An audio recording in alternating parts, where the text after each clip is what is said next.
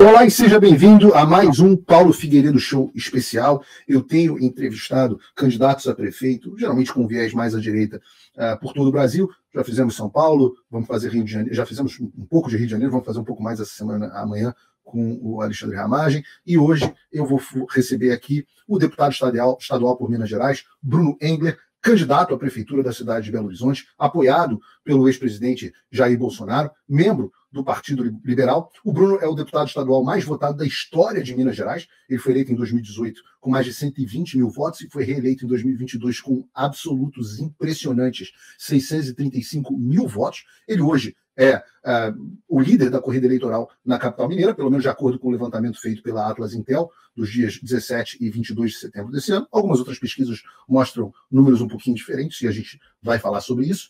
E vamos partir para a entrevista. Você que está assistindo pelas nossas múltiplas plataformas, hoje o Paulo Figueiredo Show é transmitido por 8 plataformas ao mesmo tempo para escapar da censura. Peço para você deixar aqui no chat os seus comentários, para você curtir e enviar para as pessoas que estão assistindo essa entrevista. Lembrando mais uma vez que amanhã, nesse mesmo horário, eu recebo o delegado Alexandre Ramagem, candidato à Prefeitura do Rio de Janeiro, também pelo mesmo Partido Liberal do Bruno Engler. Eu peço a você que deixe mais uma vez o seu like. Se você está assistindo pelo X, que você reposte, manda esse link desse programa para os seus amigos e principalmente para os inimigos, porque essa entrevista especial é do Paulo Figueiredo Show. Figueiredo.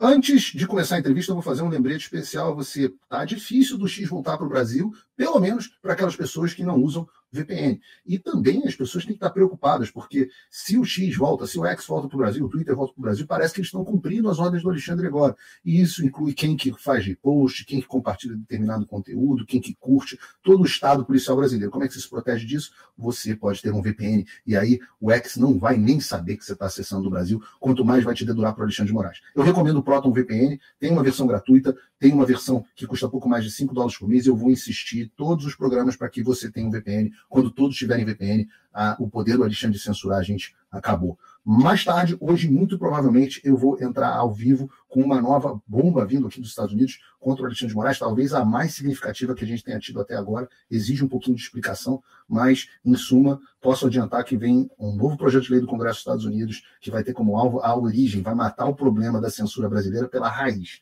Mas isso é provavelmente em algum horário hoje, no fim do dia, vou esperar a notícia se tornar pública e aí eu compartilho e explico para vocês o que está acontecendo. Nesse momento, eu vou focar em receber aqui o Bruno Engler. Bruno, é um prazer estar aqui contigo. Seja muito bem-vindo. Bota o Bruno aí na tela com a gente. Bruno, é um prazer estar aqui com você. Seja muito bem-vindo ao Paulo Figueiredo Show. E a gente já se conhece há alguns anos, né, Bruno? Desde logo que você acabou de ser eleito. Eu te conheci no CIPEC aqui nos Estados Unidos. Eu não me lembro se foi 2019 ou 2020. 2019. Primeiro que 2019. Primeiramente, agradecer, Paulo, a oportunidade, o espaço, agradecer todo mundo aí que está nos acompanhando pela atenção. A gente conheceu no CIPEC em 2019 e 2020. O Eduardo fez aquela comitiva, por assim dizer, de parlamentares recém-eleitos e a gente teve a oportunidade de estar aí nos Estados Unidos.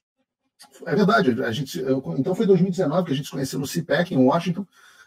E eu achei muito bacana. Naquela época você era vereador, né? Se eu não me engano, tinha acabado de ser eleito vereador, não era isso? Não, tinha acabado de ser eleito deputado, a primeira vez. Deputado. Então era isso, era deputado. É verdade, você foi eleito deputado em 2018. E 2019 você tinha acabado de ser eleito deputado, é isso mesmo. E você tinha um assessor que era um moleque pentelho pra caramba, que eu olhei e falei assim, pô, esse moleque voa, esse cara vai longe, muito inteligente. Um garotinho. Então acho que a gente conheceu em 2020, porque 2019 o Nicolas não foi, 2020 então foi 2020. já foi. Ou eu não me lembro se a gente teve junto, porque eu estava no CIPEC de 2019, em 2020 teve, acho que talvez a gente tenha se encontrado de novo, com a presença do Nicolas, que naquela época, em 2020, o Nicolas acho que hoje tem 27 anos, então devia ter o quê, 23? Não, eu tenho 27, o Nicolas está com 28, então em 2020 ele estava com 24. 24, caramba, que legal. Muito bacana ter visto vocês no CIPEC. Bruno, eu quero começar a entrevista perguntando para você sobre como que você está vendo o atual cenário da disputa de forma muito honesta em Belo Horizonte, porque eu citei aqui esse levantamento da Atlas Intel que mostra você em primeiro, mas tem outros levantamentos que mostram outros números completamente esquizofrênicos. Dá um retrato honesto, não vem com esse papo de político, não. Dá um retrato honesto para a gente de como é que está o cenário da disputa em BH. Olha, o que acontece, Paulo? Eu sempre recebo com muita cautela pesquisa eleitoral. E eu te explico por quê. Em 2020, eu fui candidato aqui em Belo Horizonte e na última semana todas as pesquisas me davam em quarto lugar. A última pesquisa que saiu foi do Ibope, no sábado, falou que eu estava em quarto lugar com 3%. No dia seguinte, fomos para a UNA e eu fiquei em segundo lugar com 10%. Mais de 3 vezes aquilo que a pesquisa do Ibope previu um dia antes. Quer dizer, a turma foi dormir, sonhou com a minha campanha e decidiu ali votar em mim. Então, assim, eu recebo com muita cautela qualquer informação de pesquisa. Hoje tem 2 pesquisas que nos colocam em primeiro, que é a Atlas Intel e a Veritas, e tem as outras pesquisas que colocam um outro candidato, o Mauro Tramonte, em primeiro, e eu empatado tecnicamente em segundo lugar com o atual prefeito. Pesquisa Quest, Datafolha, enfim, outras pesquisas que repercutem bastante aí na grande imprensa. Eu tenho um track interno que eu não posso divulgar, porque não é pesquisa registrada, mas é importante para a gente acompanhar, e posso dizer que o track nos passa muita confiança. Um cenário bem melhor do que essas pesquisas aí de nome, por assim dizer, Datafolha, Quest, entre outros. Mas o que a gente vê é que hoje tem 3 candidatos efetivamente na disputa, que é o Mauro Tramonte, eu e o atual prefeito, Fuad Noman. O resto realmente está um pouco desgarrado ali atrás. O Atlas, Veritas, eu vou confessar a você que eu trato o instituto de pesquisa ou empresa de pesquisa igual eu trato qualquer coisa na vida. Né? Tem credibilidade quem acerta. Quem não acerta não tem credibilidade. Então, eu trato mais ou menos dessa forma. E por isso que Datafolha e Quest eu não trato com muita credibilidade, não. A gente vê os erros aí que a gente sempre comenta. Mas a Atlas Intel tem um retrospecto muito positivo. Inclusive aqui nos Estados Unidos. É muito impressionante. Eles aceitaram também na Argentina. E por isso que eu trouxe a Atlas Intel aqui como pesquisa principal. Veritas, confesso a você que não goza muito da minha credibilidade, não. E me explica uma coisa. Hoje, boa parte das perguntas que eu vou dirigir aqui a você foram feitas pelo João Gabriel, que é aqui da minha equipe, do Paulo Figueiredo Show, que é normalmente o editor aqui, chefe do programa. E ele é de Belo Horizonte. Então vão ser perguntas aqui bem focadas, né, de alguém que conhece melhor a situação de BH do que eu. E eu estava pedindo para ele me explicar um pouco, antes do programa do Panorama, e é confuso, né? As alianças políticas muito quebradas, né? O que cada um desses candidatos representa? Onde é que está o Zema nessa história? Explica um pouco aqui para a gente na audiência.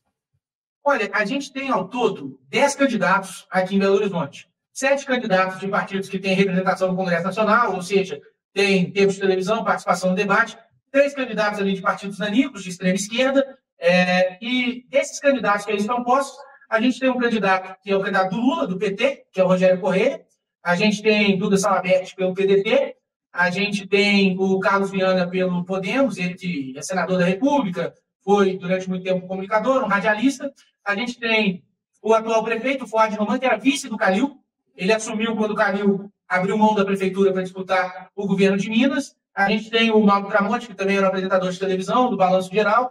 Temos eu e o Gabriel Azevedo, que é o atual presidente da Câmara. Eu acho que eu não me esqueci de ninguém.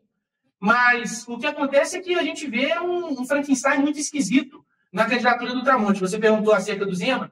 O Tramonte hoje ele conta com o apoio do Calil, que foi o candidato a governador do Lula, da esquerda, e conta também com o apoio do Zema. Quer dizer, o Zema quis dividir palanque com o Calil. Eu só consigo enxergar isso como um sistema se movimentando pela manutenção do poder. Então, a gente enxerga com muita estranheza essa situação, mas, independente dos adversários, eu tenho muita tranquilidade do meu lado.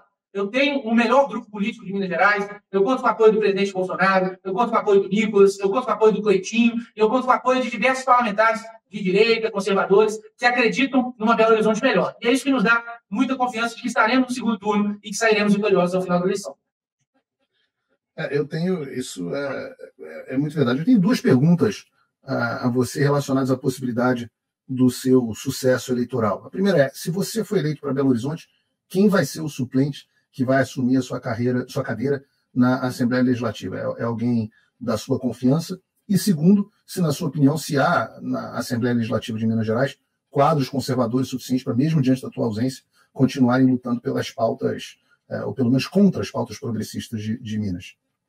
Não, com certeza, Paulo. Olha, a minha suplente, mesmo oficialmente falando, é a deputada Amanda Teixeira Dias. Ela é filha do deputado Marcelo Álvaro Antônio. Ela ficou primeiro suplente do partido, só que hoje o PL tem uma secretaria no governo Zema, que é a secretária Lei Portela. Então, ela já está exercendo um mandato, mas não é um mandato definitivo. Eu, sendo eleito, o mandato dela se torna definitivo.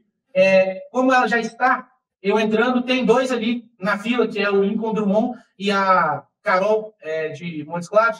Mas aí é uma incerteza, que o Lincoln chegou a sair do partido, voltou, então não há uma certeza jurídica qual dos 2 entraria. Mas são 2 pessoas que eu conheço, têm um perfil bacana, alinhados também aí aos nossos valores, aquilo que a gente defende. E o que eu entendo é o seguinte, Paulo, eu acho que a gente precisa crescer e precisa ocupar espaços. Eu, chegando à Prefeitura de Belo Horizonte, eu continuo tendo portas abertas na Assembleia para dialogar e construir com os colegas, para que a gente possa continuar tendo êxito nas nossas batalhas contra a esquerda. E, graças a Deus, a gente tem uma boa bancada na Assembleia, tem outros parlamentares que são combativos, e, efetivamente, eu posso estar participando dessa construção, como o próprio Nicolas muitas vezes participa também, conversa comigo, conversa com outros parlamentares, auxilia, mesmo não sendo um deputado estadual. Então, estar na Prefeitura de Belo Horizonte não me impede de dialogar para que a gente consiga construir as nossas pautas dentro da Assembleia Legislativa.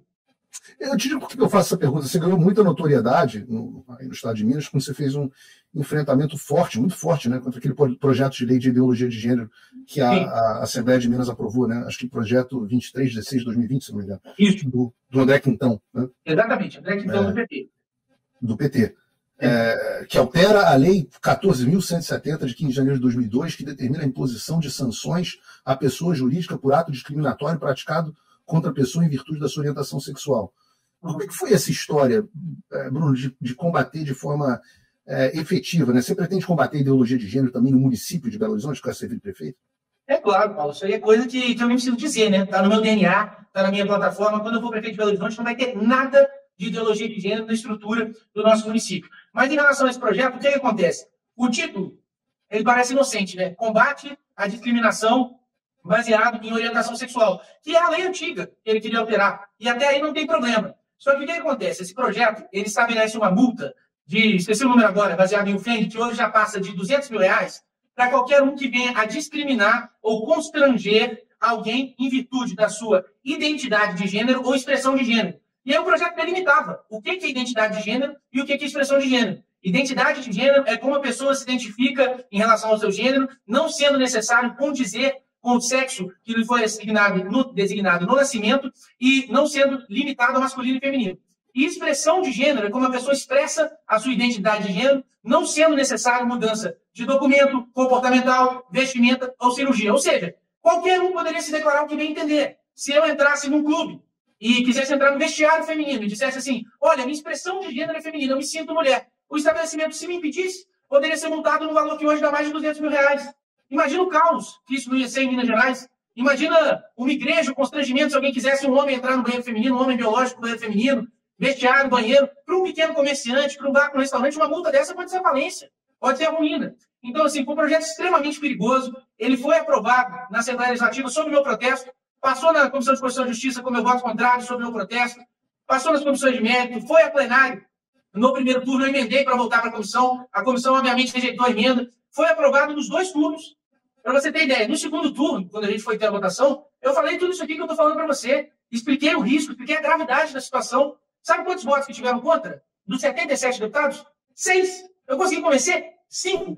Mas aí a gente começou um movimento muito importante, eu fiz um discurso inflamado, preocupado, da tribuna da Assembleia, para que o governador vetasse o Veta Zema, e outras lideranças compraram esse discurso. A primeira grande liderança religiosa que abraçou essa ideia foi o pastor Jorge Linhares, da Igreja Batista de Exame, nos ajudou nessa campanha do Veta Zema. Depois outras lideranças evangélicas, lideranças católicas, começaram a participar com a gente. Eu me lembro que, na época, o pessoal da base do governo chegou para mim e falou assim, não, Bruno, não me preocupa não, que o governador vai tomar a melhor decisão. Eu falei, não quero saber de melhor decisão. Eu quero que veta o trem. Ah, não, mas não sei o quê. E estava ainda uma indefinição. Não tinha uma certeza de que o governador iria vetar. Aí eu me lembro que eu convoquei uma manifestação na porta da casa do governador, no sábado, às 10 horas da manhã. Aí eu fiz um vídeo, e é até curioso, porque o governador, ele não mora na residência oficial, no Palácio dos Mangabeiras. Ele aluga uma casa ali no bairro Bandeirantes, na região da Pampulha. E as pessoas não sabem onde o governador mora. Eu mesmo não sabia. O que eu fiz? Eu fui para o bairro Bandeirantes, fiquei 40 minutos rodando o bairro, até na hora que eu passei em frente a uma casa que tinha um destacamento da polícia na porta. Eu falei, essa é a casa do governador, né? Os policiais estão fazendo a segurança do governador. Fui lá, fiz um vídeo, falei assim, gente, caso o governador não vete esse projeto até sábado, 10 horas da manhã, nós vamos fazer uma manifestação aqui exigindo o veto. E muita gente, não, você está batendo no governador. Eu falei, não, o governador não fez nada de errado ainda. Quem errou foi a Assembleia. Mas a gente precisa pressionar. Resultado. Na sexta-feira, 9 horas da manhã, um dia antes, ele anuncia o veto à matéria. E não teve manifestação. Conseguimos o veto, e depois de muita pressão popular, numa grande articulação, a gente conseguiu manter o veto na Assembleia. Mas aí, daí que eu falo a importância de pessoas que influenciam politicamente. O peso mas Bruno, eu acompanhei esse trabalho, inclusive essa tua atuação incrível. A pressão veio muito forte, aí, liderada por você para vetar esse projeto fundamental, uma dessas atuações brilhantes. Você citou um ponto aqui que me deixou um pouco confuso. E eu, toda vez que alguém me pergunta sobre o Zema, eu tenho um pouco de dificuldade de opinar sobre ele, porque tem coisas que eu gosto, tem coisas que eu não gosto muito. Na época da pandemia, eu achei bem ruim a atuação dele. Qual é a tua avaliação do governador Zema? Dá uma tua opinião sincera, né? O que você acha dele? Como é que você avalia o governo dele? E eu vou entrar nessa questão dele não estar te apoiando. Etc. Não, minha opinião sincera. Avalia o governo Zema aí, dá uma nota para mim de 0 a 10. De 0 a 10, eu acho o Zema um cara nota 7. Não vou, porque ele não está me apoiando, dizer que é um governador ruim. Em muitas coisas ele concorda com a gente. Só que às vezes eu acho que falta firmeza. Por exemplo, nesse ponto, o Zema foi fundamental. Se ele não tivesse vetado, tinha virado lei. Mas ele hesitou muito. Precisou de muita pressão para ele vetar. Então ele não é um cara que está ali firme com a gente. Ele é um cara que, se pressionar, ele vem. Hã? Por que precisou de pressão? Eu também não sei. Pressão para a turma dele. Mas assim, eu também não posso desmerecer o governador, porque foi ele que vetou. Se ele não tivesse vetado, a gente estava errado. A Assembleia aprovou em 2 turnos. Mas foi necessário muita pressão. Não foi uma coisa de bate-pronto. Na hora que chegou, ele já falou, vou vetar porque eu considero absurdo. Então ele é um cara que, assim, em muitos casos ele está com a gente, alguns não. Eu diria que de 0 a 10 é um governador nota 7. Não é aquele cara que você bota a mão no fogo e fala, dá para contar para tudo, não. Mas também não é um cara de esquerda, não é um inimigo, não é nada disso, não. É um cara que dá para dialogar. Pessoal, aqui no chat tem gente dizendo não é nota 7, não, é nota 4. Acho que o pessoal tem uma impressão, alguns têm uma impressão meio em cima do muro do Zema, que às vezes ele é do Estado, mas você pretende ter um bom diálogo com ele. Eu acho que você vai eleito, você ser eleito prefeito. Se for eleito prefeito, você vai ter um bom diálogo com ele? Com certeza, Paulo. O pessoal às vezes acha que eu briguei com o governador porque ele optou por não me apoiar. Isso aí é uma grande bobagem. O governador é um cidadão com a plenitude de seus direitos políticos, ele pode escolher quem ele apoia. Se ele quis dividir palanque com o Calil, apoiar outro candidato, é direito dele. Eu e o Zema, a gente tem o mesmo tempo de mandato. Quando ele virou governador, eu virei deputado.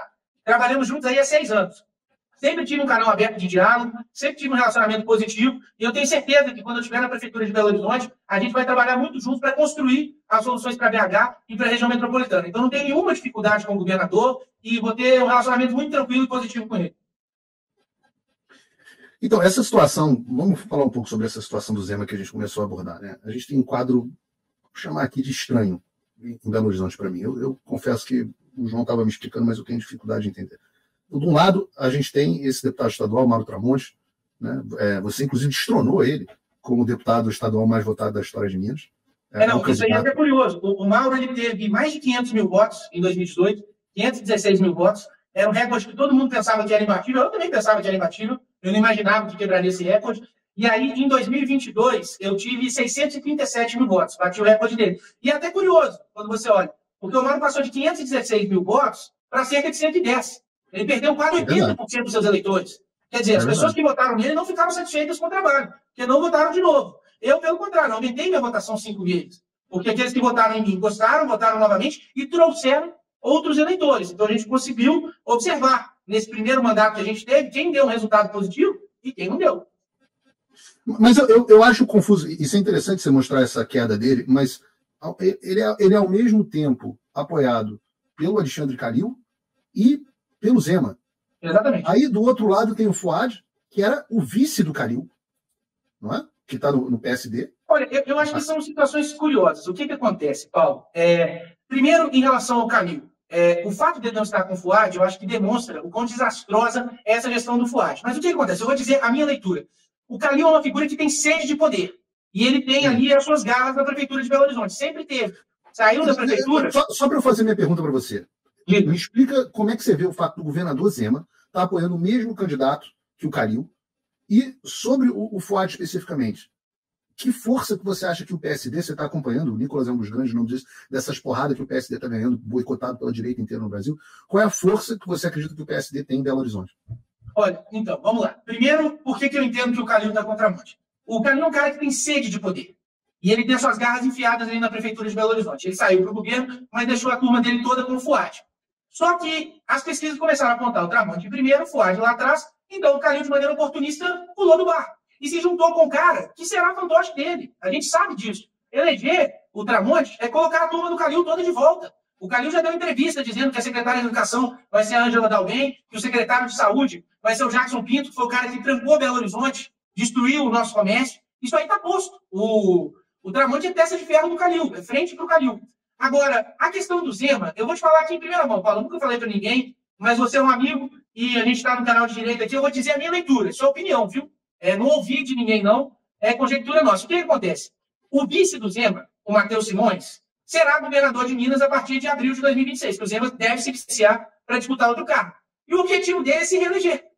E no nosso grupo político, nós temos 2 potenciais candidatos fortíssimos, que são o Nicolas e o Cleitinho. Qualquer um dos 2 pode vir ao governo de Minas em 2026. E se eu me eleger prefeito, fortalece demais uma eventual candidatura ou do Nicolas ou do Cleitinho. Então, o Matheus, o Zema, a equipe deles, não queriam me ver nem pintar de ouro. Preferiam abraçar o PT do que caminhar comigo.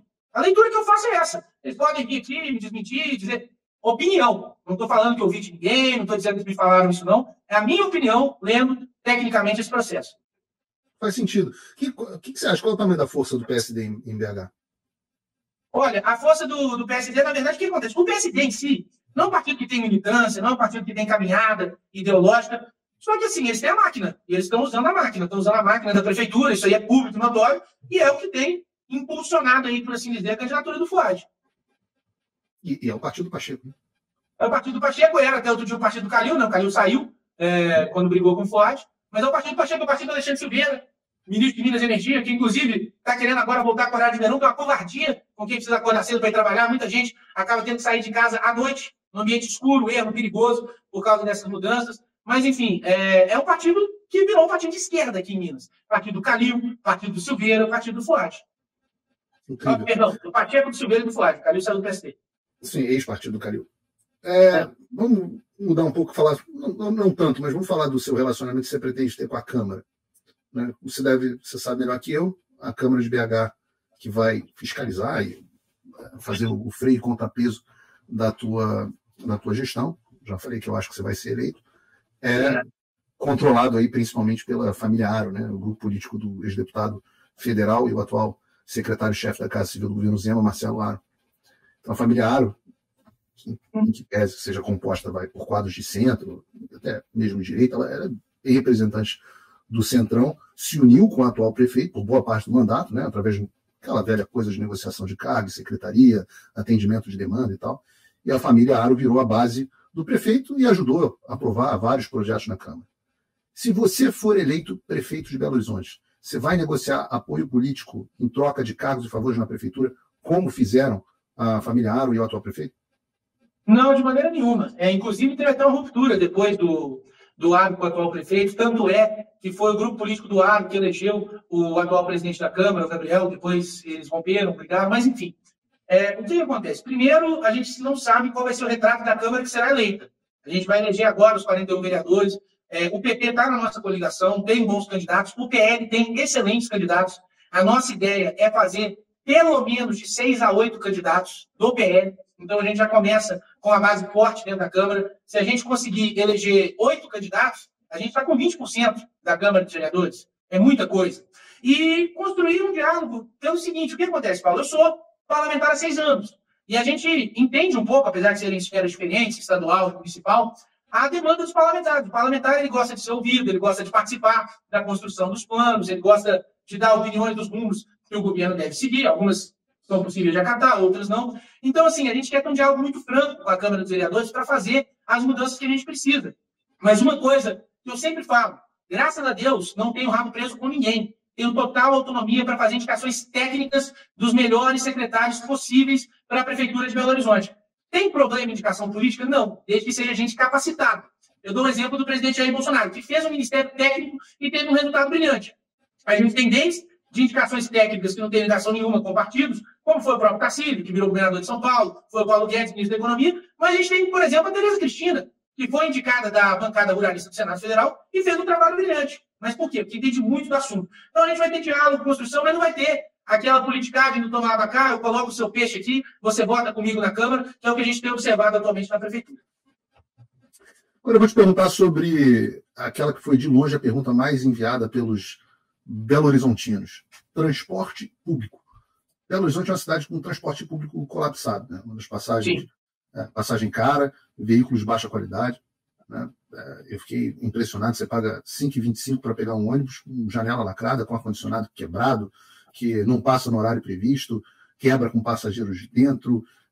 Quais são as ações tomadas pela tua gestão para melhorar o transporte público em BH?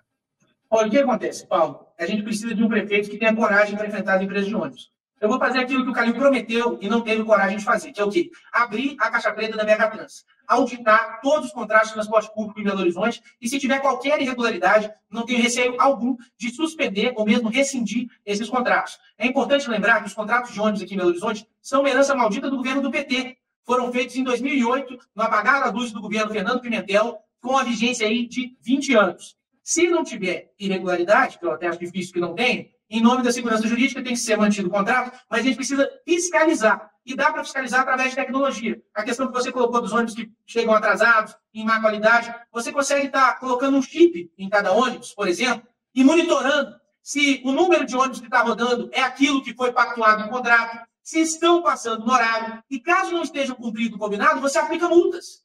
Hoje, se tem uma visão aqui que a empresa de ônibus não paga multa, que elas só recorrem. Mas até outro dia não recebiam subsídio, hoje recebem. Então, se não pagar a multa, que se corte o subsídio. Mas é preciso ter uma punição para o serviço de má qualidade prestado. Então, nós vamos fiscalizar ferrenhamente as empresas de ônibus, vamos auditar os contratos, vamos pensar o próximo contrato para que a gente tenha o melhor preço possível com o serviço de qualidade, mas é preciso coragem para mexer nesse vespeiro.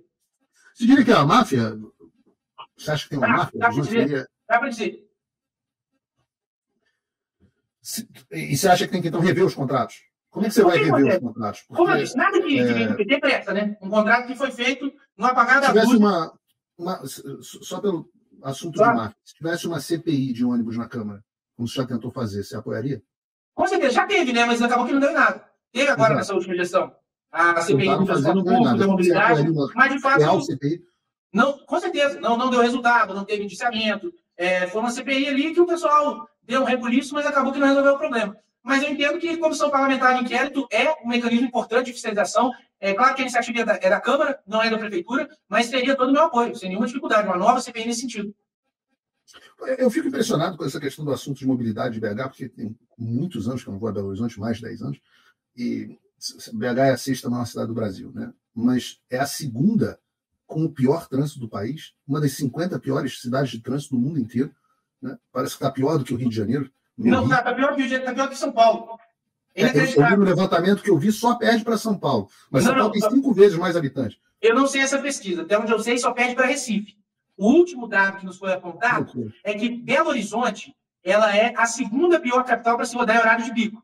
Para rodar 10 quilômetros às 6 horas da tarde, a gente leva 57 minutos. Recife, eles levam 58. Há uma impressão que se perde mais tempo no trânsito em São Paulo, porque em São Paulo as distâncias são maiores. Belo Horizonte é uma cidade que tem aí 331 quilômetros quadrados e São Paulo tem mais de 1.500. Então, a extensão territorial de São Paulo é 5 vezes maior que a nossa. Então, às vezes, você fica mais tempo no trânsito e a distância é maior. Mas para percorrer os mesmos 10 quilômetros, hoje o Belo Horizontino está demorando mais que o paulistano. Na fonte que eu peguei foi uma notícia do R7, Bruno, acho que tem aí para a gente na tela, né? O segundo pior, aqui, ó, Belo Horizonte tem o segundo pior trânsito do Brasil, e trânsito de BH é um dos 50 piores do mundo. Então, congestionado quanto de São Paulo. Mas pode olhar que eu acho que o top 1 é Recife. E como é que resolve isso, cara? Cara, o que acontece? Hoje, o nosso sistema de gestão semafórica, de sinal de trânsito, ele é antigo e ultrapassado. Você resolve isso com tecnologia. O que a gente vai fazer? A gente vai instituir a inteligência artificial para a gestão do trânsito. Eu pego um exemplo que foi feito lá em São Caetano do Sul. Lá eles implementaram o sistema Waze for Cities. O que é o Waze for Cities? Você faz uma parceria com o Google, com o Waze, você instala câmeras, algumas delas a prefeitura já tem, outras teria que comprar, mas não é nenhum bicho de 7 cabeças. As câmeras monitoram o fluxo, a prefeitura passa informação para o aplicativo passa informação para a prefeitura, e a partir daí você tem um retrato em tempo real da demanda de trânsito. E a inteligência artificial é que vai definir qual sinal vai abrir, qual sinal vai fechar, de maneira sincronizada e organizada. Porque hoje, aqui é aquela coisa ultrapassada, do 40 segundos abre, 40 segundos fecha, não tem sincronia, não tem conexão nenhuma entre os sinais de Belo Horizonte. Eu costumo brincar que BH é a capital mundial do sinal vermelho. Você sai de um sinal vermelho, ou seja, se depara com outro. Então, assim, a gente quer solucionar, quer trazer esse sistema inteligente. Lá em São Caetano, eles conseguiram, através desse sistema, reduzir o tempo de tráfego na área central da cidade em 40%. Tem muita gente que fala, mas São Caetano é cidade pequena, aqui não vai funcionar. Dentro da realidade deles, na proporção, eles reduziram o tempo de tráfego em 40%. Aqui, se a gente reduzir em 20%, 30%, já é um ganho muito grande para o cidadão belo-horizontino. E dou um outro exemplo. O Rio de Janeiro, que é maior do que BH, tem sistema de semáforo inteligente, que é o sistema Greenlight. Não é tão avançado quanto o Waze for Cities, mas também uma ferramenta que funciona. Então, eu acho que assim, a gente precisa parar de ter desculpas para ter um compromisso com atraso. A gente precisa trazer essas soluções para BH. Eu estou vendo aqui, Bruno, primeiro algumas coisas, a minha assessoria aqui dizendo que a tua informação está correta, está empatado com São Paulo e atrás só do Recife. Tá? Então, realmente, tá tão ruim quanto São Paulo, mas pior só que o Recife, Deus me livre o Recife. Eu me lembro que no Rio, o Rio tinha o pior trânsito, né? O Rio chegou a ser o pior trânsito do Brasil e um dos piores do mundo, melhorou um pouco com o tempo e mudanças no transporte público. Eu digo para você assim, gosto da ideia da utilização de tecnologia, aplicativo e tal, mas pelo que eu andei vendo, Belo Horizonte tem uns problemas crônicos, né? As vias se tornaram estreitas demais para a densidade da cidade. Então, por exemplo, hoje, o exemplo da Avenida Guarapari, região da Pampulha, e da Avenida Amazonas, que liga o centro de BH às regiões muito populosas, Barreiro e outros municípios grandes, Contagem e tudo mais. Isso não resolve com o aplicativo, né, Bruno? Não, mas o que acontece? Hoje a gente tem problemas crônicos de infraestrutura. Hoje, inclusive, pesquisas apontam que a gente tem mais veículos até que habitantes em Belo Horizonte. Está certo que isso inclui as motos também, e não tem uma demanda tão grande de tráfego como os carros. Mas o que acontece? A tecnologia, o sinal de trânsito, ele ajuda o trânsito a fluir de maneira mais inteligente. Por exemplo, um dos grandes problemas que a gente tem aqui na capital, tem muita gente que mora na região metropolitana e trabalha em BH. Então, a gente tem uma demanda muito grande de gente vindo para Belo Horizonte no início do dia e saindo de Belo Horizonte ao final do dia. Com esse sistema, você consegue agir de acordo com a demanda e priorizar a questão do fluxo e contrafluxo. E o próprio sistema ele permite o seguinte, ele te dá relatórios dos principais gargalos, onde é que se está perdendo tempo em Belo Horizonte. E a partir daí você consegue, de maneira técnica, aferir quais intervenções pontuais você precisa fazer. Então você consegue saber quantos minutos se perde em cada gargalo, calcular o investimento necessário e fazer uma relação de custo-benefício. Então é uma ferramenta importantíssima. É claro que a gente precisa também de obras estruturantes, a gente precisa de grandes viadutos, a gente precisa fazer intervenções no anel rodoviário, que tem muitos pontos de afunilamento que acabam gerando acidentes. Apesar de que o problema no anel rodoviário só será solucionado quando tiver concluído o novo rodoanel, que aí de fato vai desafogar a demanda do transporte de carga, que não cabe mais no anel rodoviário de Belo Horizonte. O anel rodoviário de Belo Horizonte se tornou uma avenida. Ele foi tomado pela cidade, tem bairro de um lado, bairro do outro, tem hora do rush. Então, assim, a gente não pode mais ter transporte de carga pesada passando por essa região. A gente precisa ter um compromisso político. E isso não é o prefeito que vai resolver, mas ele precisa se posicionar com a construção do novo rodoanel, que está sendo capitaneada pelo governo de Minas. Tem a própria questão, a gente já falou um pouquinho dos ônibus, tem a própria questão do metrô, que vai sair do papel e é herança política do governo Bolsonaro. Diga. Era um compromisso político do governo Bolsonaro, o metrô de BH ainda é muito incipiente, né? Agora, o que essas obras de expansão do metrô só foram possíveis por conta da boa vontade do governo Bolsonaro. O que me leva, no caso do metrô, a seguinte pergunta: como é que vai ser o seu relacionamento com o presidente Lula para levar as pautas do metrô e todas essas negociações que a prefeitura precisa ter em Brasília? Eu digo para você por experiência própria, muita gente não sabe, mas eu trabalhei bem mais jovem até que você, Bruno. Eu trabalhei na prefeitura do Rio. E eu vi, na época, o prefeito para quem eu trabalhava, Eduardo Paz, que agora, por um acaso, é o atual prefeito de novo, eu vi ele se tornar praticamente uma amante do Lula para arrumar dinheiro para a cidade do Rio. Existe um ajuste fino nesse negócio, né? Como é que vai ser a tua relação com o Lula? Olha, o que acontece, Paulo? Vamos primeiro por partes. Em relação ao metrô, graças a Deus, o dinheiro já está em caixa. Isso aí foi um processo que foi capitaneado no governo Jair Bolsonaro. A gente fez um processo de concessão. Eu digo o governo Jair Bolsonaro, a gente desmembrou a CBTU, entre CBTU Nacional e CBTU Minas. A CBTU Minas, ela nasceu sem nenhum passivo, sem nenhuma dívida, teve uma injeção de 2,8 bilhões no caixa, foram complementados com mais 400 milhões do governo do Estado, foi feito um processo de concessão e foi vencido por uma concessionária que se chama Metrô BH. Então, esses 3,2 bilhões eles já estão no caixa da concessionária. Não cabe ao governo Lula mandar ou deixar de mandar esse dinheiro já está no caixa. Então, a gente precisa ter essa firmeza de cobrar a essa concessionária o cumprimento do cronograma. Estão previstas as conclusões das obras até 2027 e as estações funcionando até 2029. E vai resolver uma demanda importantíssima, porque o Barreiro, que é uma regional enorme aqui de Belo Horizonte, tem mais de 300 mil pessoas, vai ser ligado à linha 1 do metrô. Então, são 10,5 km de metrô, mas que mudam muito a cara do transporte público de Belo Horizonte. Em relação ao relacionamento com o Lula, o que eu entendo é que eu preciso ter um relacionamento institucional. Eu dou o exemplo do Tarcísio. Ninguém nega que o Tarcísio é bolsonarista, é aliado do presidente, mas quando ele precisa resolver os problemas do Estado dele, ele conversa com o presidente da República, ele conversa com os ministros e ele leva as demandas. Da mesma maneira, assim eu farei. O que precisar tratar com o governo federal, vamos tratar. Porque Belo Horizonte precisa conversar com a União, independente de quem esteja na cadeira. E aí eu acho que é importante lembrar, Paulo, O presidente será o Lula nos 2 primeiros anos da minha gestão. Ninguém garante que ele será o presidente nos 2 últimos. Vamos trabalhar para que não seja. Mas, independente de quem tiver no governo de Minas ou na presidência da República, a gente vai ter que ter um relacionamento institucional para levar demandas da nossa cidade. Vamos mudar um pouco de assunto, um assunto também importante, que é um assunto importante no mundo inteiro, é a questão dos moradores de rua, né? Tem sido uma das maiores reclamações em Belo Horizonte, principalmente na região Centro-Sul. As pessoas se sentem inseguras para tomar um café, para jantar numa mesa de restaurante na calçada e tal. É um problema realmente grave. Aqui nos Estados Unidos, as cidades estão enfrentando esses problemas, até Miami, Orlando, lugares que a gente não via isso. Se tornou um grande problema. E ninguém parece ter achado uma solução muito clara. Eu sempre falo do Michael Schellenberg, que escreveu um livro ótimo, o mesmo jornalista do Twitter Files, escreveu um livro chamado San Francisco, que ele conta como muito sobre esse problema na cidade de São Francisco, uma cidade linda, que hoje você não consegue andar na rua pela quantidade de cocô humano que tem nas calçadas. A minha mulher aqui, no maior abrigo de população de rua da Flórida, e eu acompanho de perto essa situação. E ninguém parece ter achado uma solução muito boa para a questão dos moradores de rua. Qual é a solução do Bruno Engler para a diminuição da população de rua em BH? Olha, o que acontece, Paulo? Eu costumo dizer que para você resolver o problema, você precisa entender o problema. E hoje a prefeitura não sabe sequer quantos moradores de rua tem em Belo Horizonte. Para você ter ideia, os relatórios oficiais da prefeitura apontam que BH tem pouco mais de 5 mil moradores de rua. Um número desse é rir da cara do cidadão. Tem muito mais. Só na região central tem mais do que isso. Então, assim, se a prefeitura não sabe sequer quantos moradores de rua tem em Belo Horizonte, como é que ela vai trabalhar para resolver o problema? Nós vamos fazer um mapeamento amplo dos moradores de rua de Belo Horizonte e descobrir quantos são e aonde estão.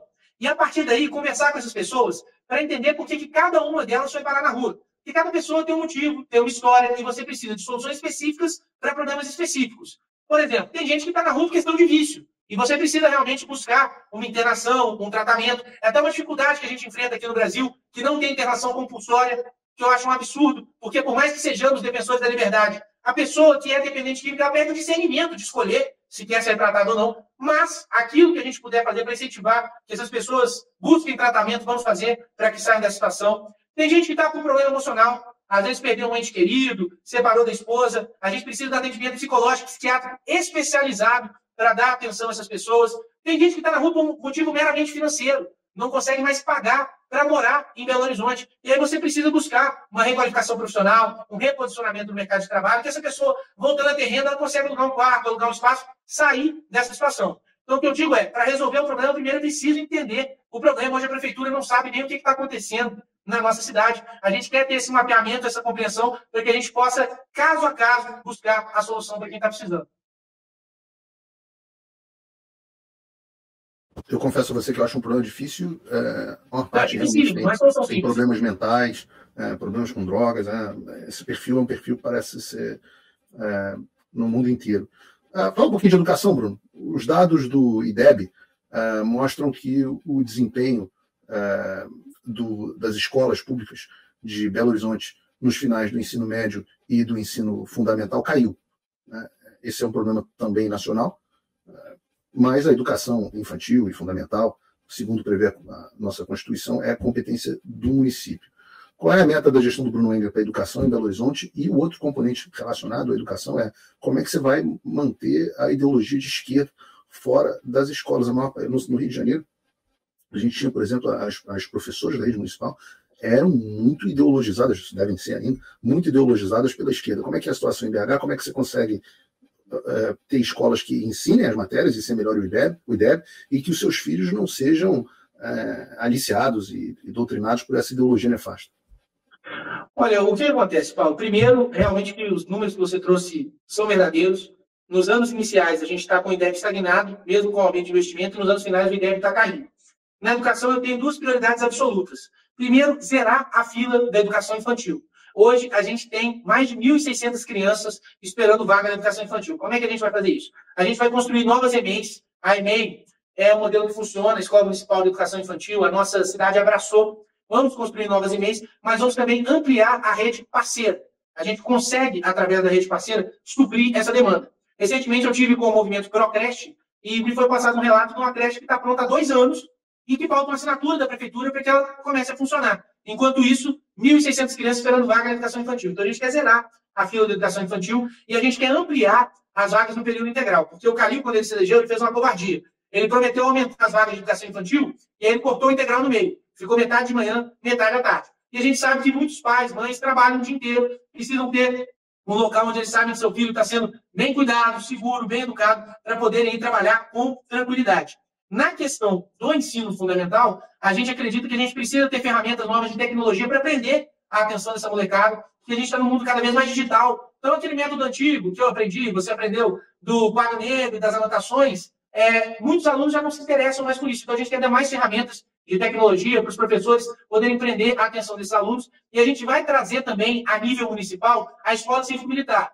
Hoje a gente já tem escola cívico-militar aqui em Belo Horizonte, mas a nível estadual. Municipal não tem nenhuma. E muita gente aponta o dedo para mim e fala que isso é uma pauta ideológica, porque eu sou bolsonarista, isso, aquilo. E, na verdade, não. A pauta da escola cívico-militar é uma pauta que funciona, que é um modelo que dá resultado. As escolas estaduais que adotaram esse modelo têm tido um resultado esplêndido. Eu dou um exemplo mais antigo que nós temos aqui em Belo Horizonte, que é o Colégio Tiradentes, que é o Colégio da Polícia Militar.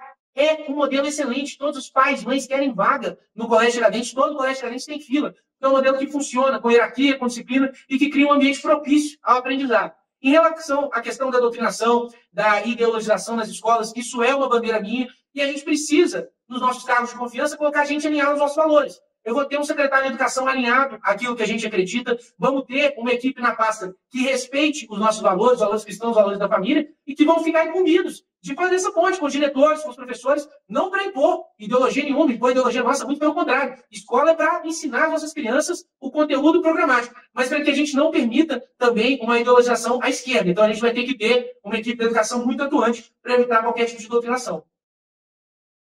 Última pergunta antes do nosso bate-bola. Eu faço sempre nas entrevistas um bate-bola, um jogo rápido, mas eu vou fazer para você a pergunta que é a pergunta mais importante de todas, pelo menos no nível do debate nacional. Você é a favor do impeachment do Alexandre de Moraes? Olha, Paulo, eu quero falar com você aqui que eu não sou 100% a favor do impeachment do Alexandre, não. Eu sou 200% a favor do impeachment do Alexandre de Moraes. Eu acho que é a nossa democracia que está em jogo, a nossa liberdade que está em jogo. Ele tem extrapolado completamente as suas competências. São processos sem pé nem cabeça, em que ele é a vítima, o juiz, o acusador, tudo no mesmo processo. A gente viu recentemente as matérias da Folha que o pessoal tenta colocar para debaixo do tapete, mas que é simplesmente absurdo. Um juiz encomendando produção de prova. Quer dizer, coisas muito mais graves que a gente teve ali na Vaza Jato, que foi a desculpa que deram aí para soltar o Lula e torná-lo inelegível, e como se não tivesse gravidade alguma. Então, sou 100% favorável. Inclusive, no próximo domingo, dia 29, vai ter uma manifestação aqui em BH. Eu até gravei um vídeo hoje com o Nicolas fazendo a chamada para essa manifestação, que a gente entende que a Paulista é importantíssima. A Paulista é uma imagem para o mundo. Mas a casa do Rodrigo Pacheco, que é o dono da pauta, é Minas Gerais. Então, a gente precisa pressioná-lo aqui. Eu sou completamente favorável ao impeachment da Alexandre de Moraes. Tem total meu apoio aí na chamada para essa manifestação. Vou, inclusive, fazer uma chamada especial aqui para essa manifestação do dia 29. Você que está em casa, em Belo Horizonte, tem a oportunidade de ir. Não deixe de ir. Essas manifestações têm sido muito mais importantes do que as pessoas imaginam. Aqui, ó, Fora Moraes, 29/9, 10 horas da manhã em Belo Horizonte, todo mundo na Praça da Liberdade, 10 horas da manhã. Então, você que está em casa, não, isso que o Bruno está falando é importante. Né? O presidente do Senado, que pode iniciar o processo, que pode receber o processo ou pode arquivar, a casa dele é Belo Horizonte. Não pode a gente ficar fazendo só coisa na Paulista. O Nicolas, o Gaia, eu também tenho falado muito sobre isso, apesar de não ter mandado.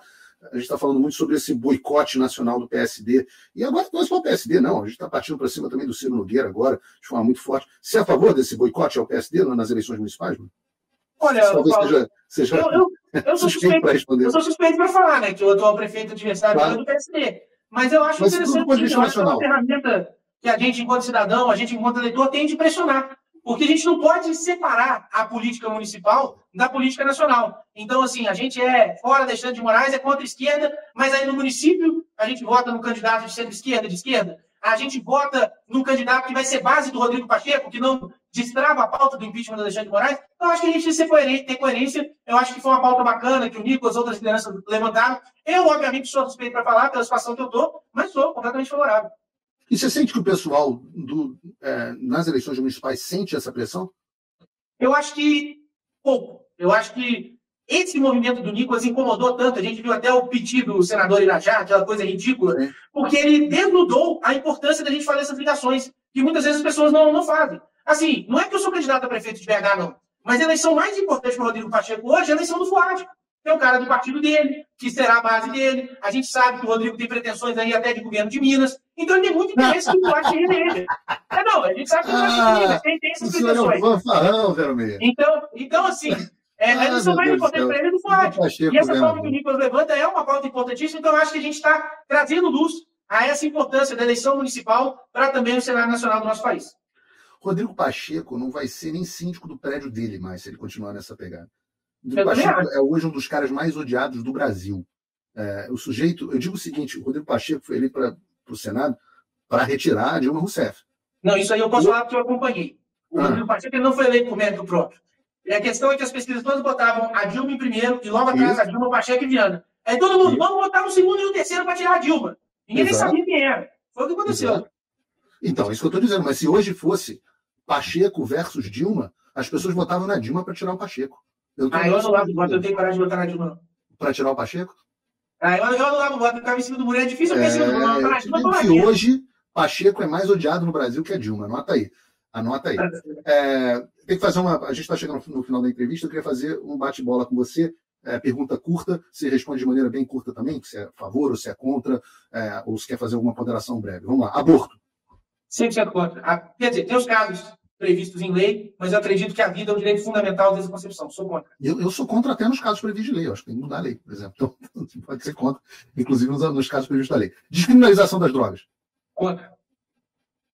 Mudança de sexo, ou de gênero, ou o que quer que seja. Isso é loucura, né? Contra.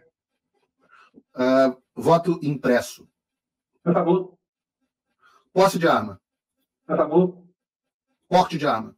A favor. Redução da maioridade penal. A favor. Cota racial. Contra. Eu tenho que fazer uma ressalva que eu não sou contra a cota como um todo. Eu acho que a cota social ela é um mecanismo importante para quem não teve oportunidade. Mas como é que você vai discriminar o pobre pela cor de pele? Quer dizer, o pobre negro do pobre branco, ou o rico negro do rico branco. Eu acho que cota racial é racismo. Cota social ainda tem o seu lugar na nossa sociedade por causa de desigualdade. Mas cota racial eu sou contra. Escola sem partido. A favor. Ensino religioso em escola pública. Escola pública, não. Escola confessional, sim. Escola cívico-militar. A favor. Legalização de jogo de azar. Contra. Muito bom, Bruno. Batemos aqui uma hora de entrevista. Eu agradeço imensamente o seu tempo. Queria deixar registrado aqui, você use como quiser, que em Belo Horizonte, se eu morasse em Belo Horizonte, você teria com certeza o meu voto. Aqui não é igual a entrevista de você está na Rede Globo, o jornalista se finge muito isento, né? E quando levanta a pergunta para o Boulos dá sorrisinho, né? Não, aqui é claro com o meu público. Tem lugares onde eu não tenho uma posição muito clara, porque eu não tenho convicção em nenhum candidato, como São Paulo. Mas no Rio de Janeiro, por exemplo, vocês vão assistir amanhã a minha entrevista com o Ramagem, apesar de eu ter uma boa relação pessoal com o Eduardo Paes, e gratidão até, por muito que ele me ensinou, eu votaria no Ramagem. Em Belo Horizonte, eu acho que a eleição do Bruno, que eu já conheço pessoalmente há bastante tempo, é fundamental para o povo de Minas Gerais, a defesa de coisas muito ruins que podem acontecer e a possibilidade de coisas muito boas. Eu acho que Minas está sendo lar de uma direita muito bonita que o Brasil criou nos últimos anos. Então, eu estou aqui na torcida por você, tenho o meu apoio, tenho o meu endosso, e se ganhar, ver se não faz cagada, ver se não me decepciona. Não, nós vamos mudar a história de Belo Horizonte. O que acontece? Primeiro, obrigado, Paulo. Obrigado pelo carinho, pelas palavras. O seu apoio é muito importante. E dizer o seguinte, a gente tem o mesmo sistema político, a gente tem uma esquerda que toma conta de Belo Horizonte há décadas. E não adianta a gente continuar colocando os mesmos fantoches desse sistema político, dessa esquerda. Se a gente quer uma gestão diferente, é preciso votar diferente. E o que tem diferente nessa eleição é a minha candidatura, ao lado do Coronel Cláudio, é a candidatura do 22. E eu queria até aproveitar o espaço, antes da gente encerrar. Eu sei que aqui a gente está em casa, que a gente está falando com um público de direita, é uma turma com quem eu posso contar. Mas o que eu queria pedir para você que é de BH e está nos assistindo, falta menos de 2 semanas para as eleições. Agora é a reta final. Então vamos convencer aquele isentão, aquele indeciso, conversar com quem ainda não decidiu o seu candidato, para a gente ter um resultado positivo no dia 6 de outubro.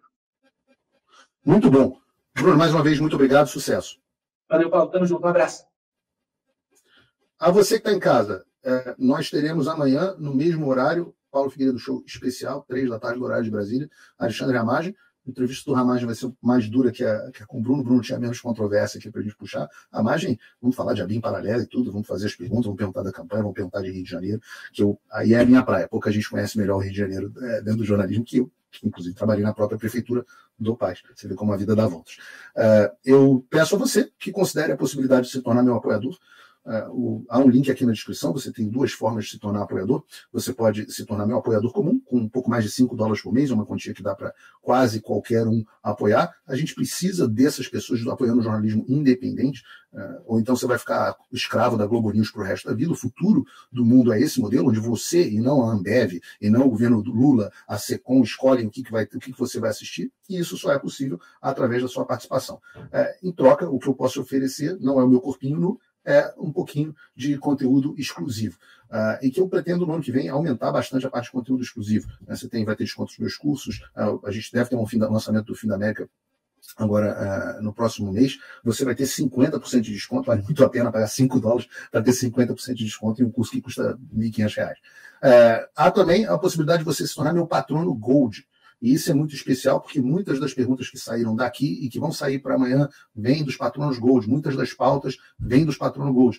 Esse é um grupo que contribui com $50 por mês ou $500 por ano e com quem eu tenho uma interação mais direta, através do grupo de WhatsApp exclusivo dos patronos Gold, que eu estou lá pessoalmente, com meu celular pessoal.